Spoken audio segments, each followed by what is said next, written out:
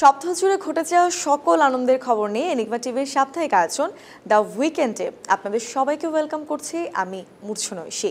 চলুন ঝটপট চোখ বুলিয়ে নেই এই সপ্তাহে কিছু বিশেষ ঘটনায়। প্রথমে শ্রদ্ধা ভরে স্মরণ করছি অসাধারণ সৃষ্টির কিংবদন্তি ব্যক্তিদের। এই সপ্তাহে জন্মগ্রহণকারী প্রবাদ প্রতিম ব্যক্তিত্বদের প্রতি আমাদের বিনম্র শ্রদ্ধা।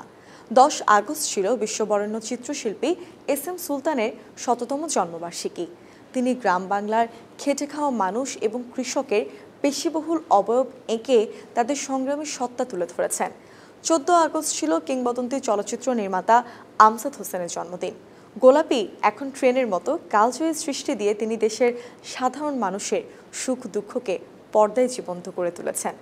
জোহের কবি সুকান্ত ভট্টাচার্যের জন্মদিবস ছিল 15 আগস্ট। মাত্র 21 বছরের সংক্ষিপ্ত জীবনে তিনি যে অগ্নিগর্ভ কবিতা রচনা করে গেছেন তা আজও তরুণ প্রজন্মকে অন্যায়ের বিরুদ্ধে মাথা তুলে দাঁড়ানোর সাহস যোগায়। তাঁদের জন্মদিনে তাদের কাজ এবং সৃষ্টিকে শ্রদ্ধা ভরে স্মরণ করছি। গত 13 আগস্ট আমরা হারিয়েছি স্বাধীনতা পুরস্কারপ্রাপ্ত লেখক, শিক্ষাবিদ এবং প্রগতিশীল আন্দোলনের অন্যতম পুরোধা যতীন সরকারকে। তার মৃত্যুতে দেশের সাহিত্য, সংস্কৃতি এবং শিক্ষাঙ্গনে যে শূন্যতা তৈরি হলো তা পূরণ হওয়ার নয়। এছাড়াও এই সপ্তাহে ছিল বাংলাদেশের অন্যতম প্রধান প্রথাবিরোধী লেখক হুমায়ুন আজাদ, আন্তর্জাতিক খ্যাতিসম্পন্ন চলচ্চিত্র নির্মাতা তারেক মাসুদ এবং খ্যাতিমান সাংবাদিক ও চিত্রগ্রাহক মিশুক মুনিরের প্রয়াণ দিবস। এই উজ্জ্বল নক্ষত্রদের বিয়োগান্তক মৃত্যু আমাদের বারবার স্মরণ করিয়ে দেয় তাঁরা আমাদের সংস্কৃতি এবং মননে চিরকাল বেঁচে থাকবেন। সপ্তাহে ঘটে যাওয়া কিছু বিশেষ আয়োজন সম্পর্কে চলুন জেনে আসি। আন্তর্জাতিক রোবোটিক্স অলিম্পিয়াডে বাংলাদেশের শিক্ষার্থীর স্বর্ণ জয়। মণিপুর উচ্চ বিদ্যালয় এবং কলেজের 8 বছর বয়সী শিক্ষার্থী আরিয়াত্তি ইসলাম আন্তর্জাতিক রোবোটিক্স অলিম্পিয়াডে স্বর্ণপদক জিতে বাংলাদেশের জন্য সম্মান বয়ে এনেছে। জুনিয়র গ্রুপের ক্রিয়েটিভ ক্যাটাগরিতে প্রতিদ্বন্দ্বিতা করে সে নিজের তৈরি এবং ডিজাইন করা একটি রোবট দিয়ে বিচারকদের মুগ্ধ করে। মঞ্চে সি মোরগ এবং আমি নাটকের সফল প্রদর্শনী। আপকামিং ওটিটি প্ল্যাটফর্ম দোয়েলের সৌজন্যে বাংলাদেশ শিল্পকলা একাডেমিতে মঞ্চস্থ হলো বাংলাদেশ থিয়েটারের 2টি নাটক, সি মোরগ এবং আমি। গত 9 আগস্ট মঞ্চস্থ হয় সি মোরগের 304তম প্রদর্শনী। রচয়িতা আসাদুজ্জামান ফরাজি এবং নির্দেশক হুমায়ুন কবিরের এই সৃষ্টি দর্শকদের হাস্যরসের মাধ্যমে এক ভিন্ন জগতে নিয়ে যায়।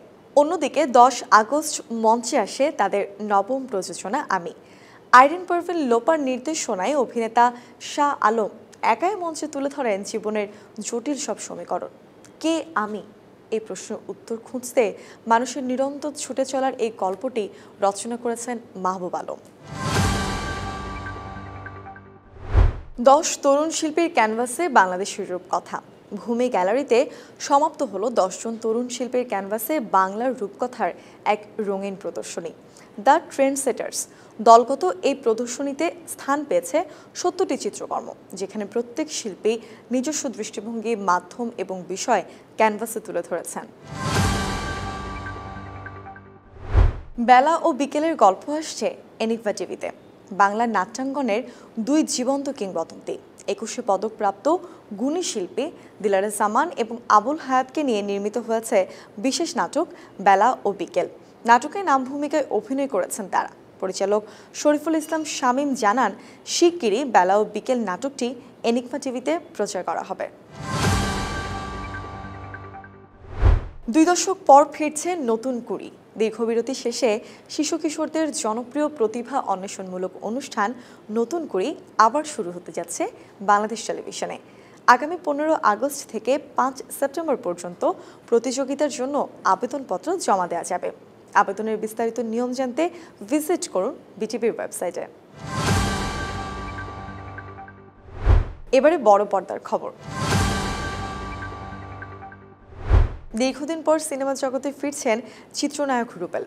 মিজানুর রহমান শামীম পরিচালিত মার্শাল কিং নামের ধারাবাহিক অ্যাকশনধর্মী সিনেমায় রুবেল আবারও দেখাবেন তার মার্শাল আর্টের জাদু।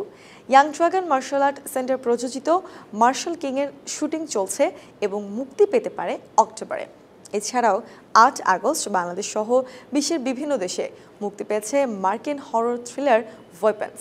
সেই সাথে বাড়তি উপহার হিসেবে ছিল জনপ্রিয় তুর্কি হরর ফ্র্যাঞ্চাইজি সিকিনের নতুন কিস্তি। এবার খেলার খবর।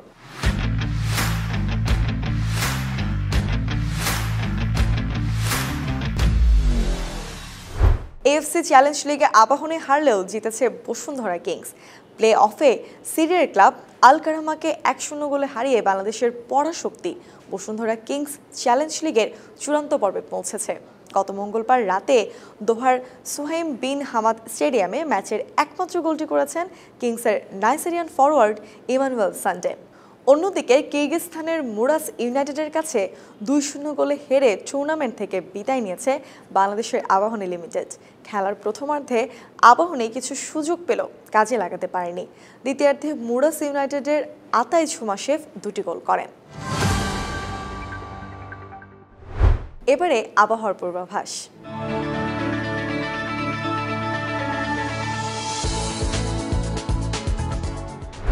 আবহাওয়া অধিদপ্তর থেকে পাওয়া তথ্য অনুযায়ী আগামী সপ্তাহেও বৃষ্টির প্রবণতা বাড়ার সম্ভাবনা আছে।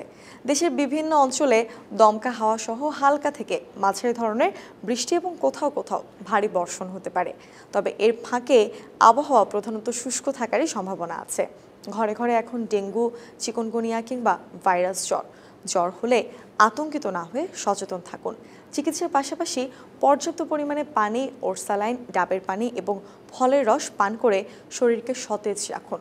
প্রতিদিনের খাবারের তালিকায় অন্যান্য পুষ্টিকর খাবারের পাশাপাশি ভিটামিন সি জাতীয় খাবার রাখুন, যা রোগ প্রতিরোধ ক্ষমতা বাড়াতে সাহায্য করবে। এবার দেখে নেই আগামী সপ্তাহে দেশের ৮ বিভাগের আবহাওয়ার পূর্বাভাস।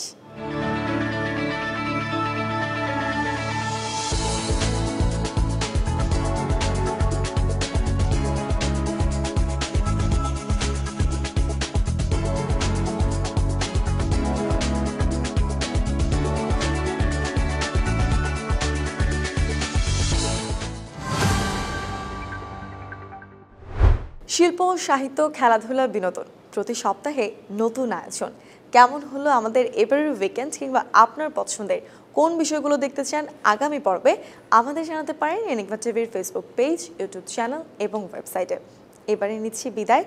মূল্যবোধের বার্তা নিয়ে আসুন করি এক সুন্দর পৃথিবী।